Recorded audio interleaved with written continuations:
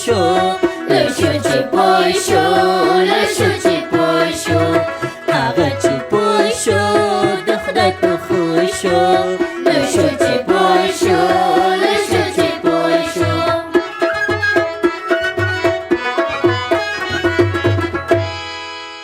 د لشو چې پوه شو قدرمنه اوریدونکو سلام. د زده کوونکو ذاتي حسابي ذکاوت خو به وپېژنو، خو څرنګه کولی شو د هغوی د ذکاوت ته نور هم وده ورکړو؟ دا به زه ارزو او توریالی نوښت درته په ګډه ووایو. هو خو په دې پروګرام کې به یوازې موږ نه وو، د امیر د صمد خان د ښوونځي د ښوونکي اغلې خماري امرخیل سره خبرې. کم ذکاوت شاګردان مخکې راوړو، داسې ډیر ذکاوت لري دا د صرف مثلا کم وروسته کېنوو. وروسته د ښوونې او روزنې د کارپو او د نبراسکا د علمي مؤسسې د تعلیم او تربیې د څانګې مسؤل ښاغلي عبدالغفور اماد سره مرکه. که تدریس د مضمون د هدف سره سمې، ذهني انکشاف منځته راځي. او بیا بیلګیز لوست. د لومړي سوال ځواب درې کېږي. ولې؟ خو نه منې څه په درې کسانو وویشو درې رسېږي. خو دا ټول به زموږ د معلوماتو په اوږدو کې اورو که نه؟ هو له درنو اوریدونکو سره په ګډه. دا خو څرګنده ده چې د ځینو زده کوونکو ریاضیکي ذکاوت د ځینو نورو پر نسبت ډیر وي. بخښنه غواړم، لومړی په لنډه توګه ووایې چې دا ریاضیکي ذکاوت څه ته وایي. که چیرې د چا ریاضیکي ذکاوت ډیره وده کړې وي نو کولی شي دا حسابي مفاهیم لکه محاسبه کول، د اندازو او کچو معلومول، د ریاضیکي عملیاتو او مسلو حلول او نور ټول په ډیره ښه توګه ترسره کړي. ښه. هو او که څه هم خدای جل جلاله خپل ټول مخلوقات په هره برخه کې د یو لړ ذاتي ذکاوتونو سره پیدا کړي. دا خو ټولو ته معلومه ده، خو ښایي دې ذاتي ذکاوتونو ته نوره هم وده ورکړل شي. ښه اوس وپوهېدم، او زموږ نننی پروګرام هم همدې موضوع ته بیل شوی چې ښوونکي څرنګه کولی شي د خپلو زده کوونکو حسابي ذکاوت ته وده او پراختیا ورکړي. خو زما په اند ښایي لومړی ښوونکي په دې پوه شي چې د زده کوونکو حسابي ذکاوت یې تر کومه حده پرمختګ کړی. نو ښوونکي به څرنګه پوه شي چې د کوم زده کوونکي حسابي ذکاوت یې څومره وده کړې؟ دلته ځینې نښې او لاملونه دي چې که هغه په یو زده کوونکي کې ولیدل شي نو ویلی شو چې د هغه ریاضیکي او حسابي ذکاوت وده کړې. یعنې دا چې که زده کوونکي په محیط کې شیان په ښه توګه تشریح کړي، د سمبولونو د کارولو لپاره په مجرد ډول فکر وکړي، د حسابي مسلو په هوارۍ کې له خپله ځانه مهارت وښیي او همداسې په اسانۍ سره محاسبې ترسره کړي، نو په دې صورت کې ویلی شو چې د زده کوونکو حسابي ذکاوت وده کړې. د امیر دوست محمد خان د ښوونځي ښوونکي اغلی خماري امرخیل هم د خپلو زده کوونکو ذکاوت د پورتنیو ټکو څخه په کار اخیستنې معلوم کړی او وایي شاگردان متفاوته دي، با ذکاوت شاگردان، بدون د ذکاوت شاگردان، کم ذکاوت شاگردان. دا درې قسمه شاگردان دي چې موږ د دې ذکاوت او د دوی د هوښیاري او د درس د پوهې په حصه کې مقایسوي امتحانونه له شاګردان ناخلو. موږ شاګرد ته دا حقوق ورکوو چې شاګرد استاد نه سوال وکړه او استاد دغه جواب ورکړه. یو شاګرد په صنف کې له بل شاګرد سره خبرې وکړه. نو څنګه کولی شو چې هغه زده کوونکي چې ذکاوت لږ دی ورته ډېره وده ورکړو؟ کم ذکاوت شاګردان مخکې راوړو، داسې ډېر ذکاوت لري دا د صرف مثلا کم وروسته کېنوو. په دې توګه باندې موږ کولی شو چې دغه شاګردان هم چې کم ذکاوت یې دوی نږدې استاد ته کښېني، تختې ته کښېني او دوی ډېر زیات له استاد سره او له درس سره په تماس کې سي. خو بیا هم کېدای شي د زده کوونکو حسابي ذکاوت ته نوره هم وده ورکړل شي. هغه څنګه؟ دا چې ښوونکي د بیلابیلو لارو چارو په مرسته د زده کوونکو حسابي ذکاوت ته نوره هم وده ورکړي. ښه، نو هغه بیلابیلې لارې چارې به کومې وي؟ دا چې ښوونکي د زده کوونکو څخه ډول ډول څېړنیزې پوښتنې وکړي، د ځینو مهمو حسابي مسایلو موډلونه جوړ کړي او د دې ترڅنګ ښایي زده کوونکو ته د مشاهدو یا کتنو او عملي کارونو موقع هم برابره کړي او همداسې لوست ته د لوبو بڼه ورکړي چې زده کوونکي له لوست سره مینه وښیي. په دې اړه د ښوونې او روزنې کارپو ښاغلی عبدالغفور اماد داسې زیاتوي: د ریاضي د مضمون د هدف سره سم باید تدریس وشي. که تدریس د مضمون د هدف سره سم وي، د فکري نظم تقویت منځته راځي او ذهني انکشاف منځته راځي. دومره مسله دا ده چې شاګردانو ته د استخراجي عاداتو د پیدا کولو توانایي ورکړي. د مثال په ډول شاګرد ته وایي چې 4 جمع 5 مساوي څو کېږي. دلته شاګرد دا توانایي ولري چې ولیکي چې 3 جمع 6 نه، لیکي 1 جمع 8 نه. بله مهمه دا ده چې د مفهوم درک کول په ریاضي کې ډېر مهم ده.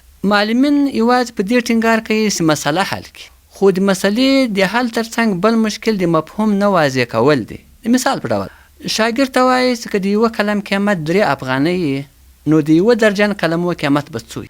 دلته درجن یو ریاضیکي اصطلاح ده. شاګرد خپله په درجن نه پوهېږي درجن څه شی ده. مخکې له دې چې مسله ورته ورکول کېږي اول باید درجن ورته واضح شي.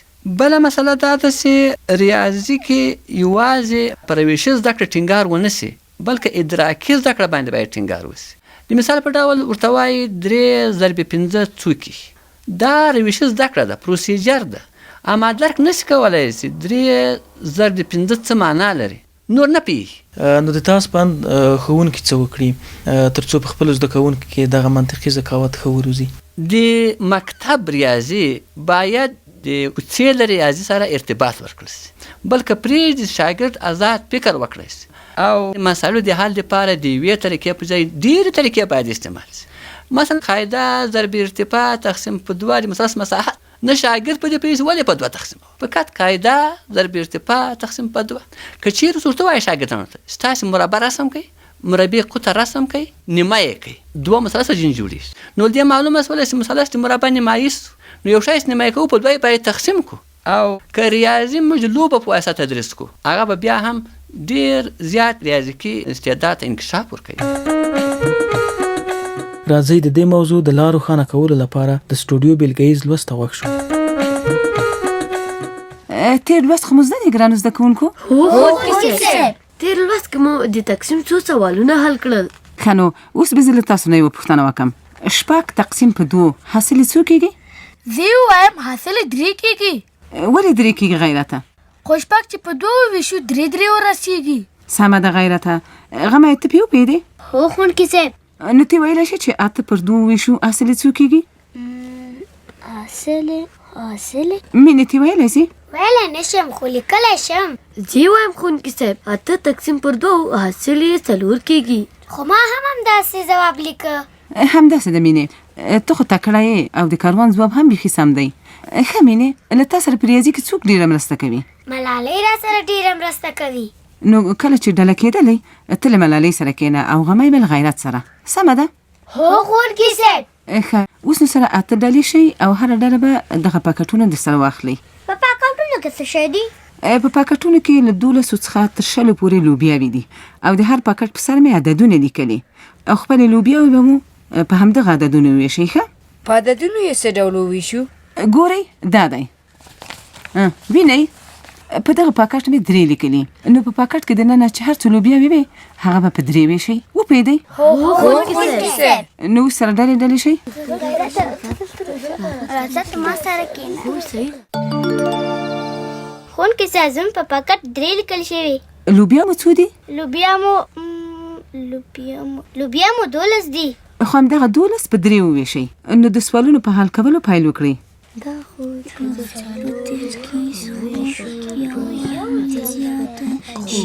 درنو اوریدونکو، اوس زده کوونکي په خپلو ډلو کې د ویش یا تقسیم سوالونه د لوبیا په واسطه په عملي ډول حلوي. راځئ واورو وړاندې څه کېږي. ښوونکي صاحب موږ خو 14 په 4 وویشل خو یوه لوبیا زیاته شوه. هو هغه خو په 14 نه ویشل کېږي، هغه همداسې پرېږدئ. لږ تاسو حل کړ؟ هو موږ 18 لوبیا په 6 وویشلې 3 ورسېدې. ډېر ښه، تاسو ټول پې وپوهېدئ؟ هو ښوونکي صاحب. ښه چې په دې وپوهېدئ نو دا ځل به یو بل کار وکړو. څه کار؟ ما دلته په توره دړه د تقسیم 3 عبارتي پوښتنې لیکلې. تاسو دغه 3 وړه پوښتنې یو د بل په مشوره په خپله کتابچو کې حل کړئ. لومړۍ پوښتنه، که ملالۍ 9 مڼې ولري نو دې او د دې 2 ورونو ته به څو ورسیږي؟ زده کوونکو ځیر شئ. دویمه پوښتنه، که مینه په 18 افغانۍ 3 ډوډۍ راونیسي نو یوه ډوډۍ به په څو شي؟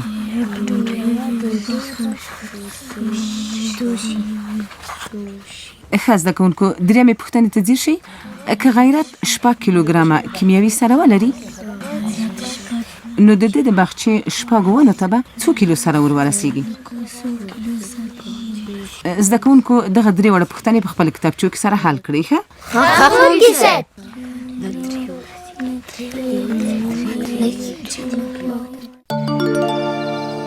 زده کوونکو حل مو کړل؟ هو ښوونکي صاحب. نو د لومړۍ پوښتنې ځواب به یرغل راته ووایي. یرغل یې راته ووایه. د لومړي سوال ځواب درې کېږي. ولې؟ خو 9 په 3 کسانو وویشو 3 رسېږي. همداسې ده ګله، د تاسې ځواب بیخي سم و. ښه، د دویمې پوښتنې ځواب به غمی راته وایي. غمی ویلی شي؟ هو ویلی شمه. د دوهم سوال ځواب شپږ کېږي. ولې؟ خو مینه چې په 18 افغانۍ ترې ډوډۍ واخلي نو یوه ډوډۍ په شپږ کېږي. نو څنګه یوه ډوډۍ په 6 افغانۍ کېږي؟ خو 18 مو په 3 وویشل حاصل یې 6 شو. ډېر ښه غمیه. اوس په رښتیا هم چې پې وپوهېدې. د درېیم سوال ځواب 1 کېږي. 6 کیلو کیمیاوي سره یوه کیلو 6 ونو ته ورسېږي. ولې 1 کیلو ورسېږي؟ خو 6 چې په 6 وویشي حاصل یې 1 کېږي. ډېر ښه ملالۍ. اوس نو رښتیا چې پوهېدلي یاستئ او د نن لپاره مو لوست هم دومره بس دی. ښه ښوونکي صاحب، په بیلګیز لوست کې مو واورېدل چې ښوونکي د خپلو زده کوونکو د ذکاوت د ودې لپاره له بېلابېلو لارو کار واخیست. درنو اوریدونکو، زموږ د پروګرام وخت مخ په خلاصېدو دی. نو درنو اوریدونکو، تر بیا دې مو په لوی او بخښونکي خدای سپارو.